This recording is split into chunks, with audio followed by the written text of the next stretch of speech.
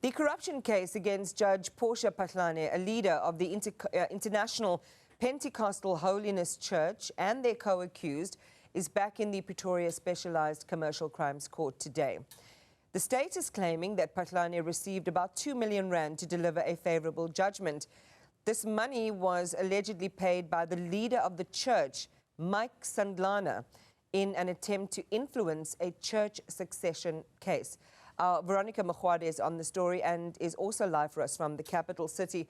Veronica, good morning. It's disturbing for a number of different reasons, chief among which would be the potential influencing of a sitting judge.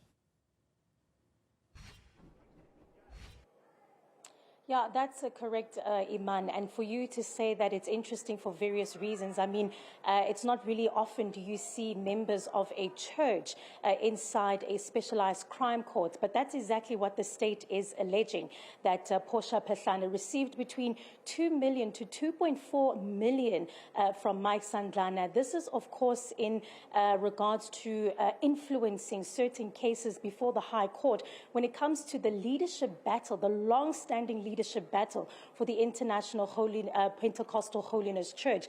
This, of course, has been an issue and this corruption stemming following the passing of Clayton Modise back in 2016. This triggered essentially a fractional battle between his sons and other people who claim essentially to be the next successor of one of South Africa's wealthiest churches. But what transpired thereafter and what is going to be appearing here before the court is, of course, Judge Portia Phahlane, alongside her son and a web of other people that were involved in this high-level corruption. Money was paid to various bank accounts linked to her. There was promises of property. What's even more shocking from some of the investigations is that some of these monies were paid even before some of these matters even appeared before the High Court. And so it shows that there was a long-standing relationship in terms of the corruption between the two. And we are expecting, of course, for the matter was postponed last year, obviously, for further investigations. And so we're expecting to hear more details on exactly where the state stands in terms of being trial ready. But as it stands, you'd understand that this is a judge of the High Court. At the current moment, she has been placed on special leave and has been barred from presiding over any other cases.